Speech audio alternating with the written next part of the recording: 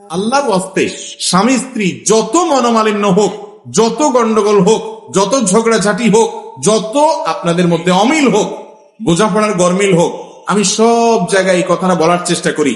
যারা বিবাহ করেছেন তারাও মনোযোগ দিয়ে শুনেন, যারা বিবাহ করবেন ভবিষ্যতে এখনো করেন নাই তারাও মনোযোগ দিয়ে শুনেন। আল্লাহর ওয়াস্তে মাথা গরম করে তালাক দিবেন না। তালাক এমন একটা ডেঞ্জারাস অস্ত্র, এমন একটা ভয়াবহ অস্ত্র, ছুরি এবং চাকুর চাইতে পিস্তলের চাইতে ডেঞ্জারাস। কিরকম? আপনি একজনকে ছুরি ঢুকাই দিলেন তার বুকে, ঢুকানোর পরে লোকটা মারা গেলেন, এখন আপনি জিব্বা কামড়ায় বলছেন ও সরি আমি আসলে বুঝতে পারিনি, এতে কি লোকটা জীবিত হবে? ঠিক একই ভাবে আপনার স্ত্রীকে রাগের মধ্যে মাথা গরম করে আপনি তালাক দিয়ে দিলেন। অনেক লোক ফতোয়া দেয়, যারা আলেম তো না, অনেক সময় মুসলমান কিনা সন্দেহ, তারা ফতোয়া দেয় রাগের মাথায় তালাক দিলে কি হয় না, তালাক হয় না। আমি বলি তালাক কি কেউ মহব্বত করতে করতে দেয়? ভালোবাসার চোটে স্ত্রীকে ডাইকায় না তালাক দিয়ে দেয়? আরে ভাই তালাক দেয় তো কিসে?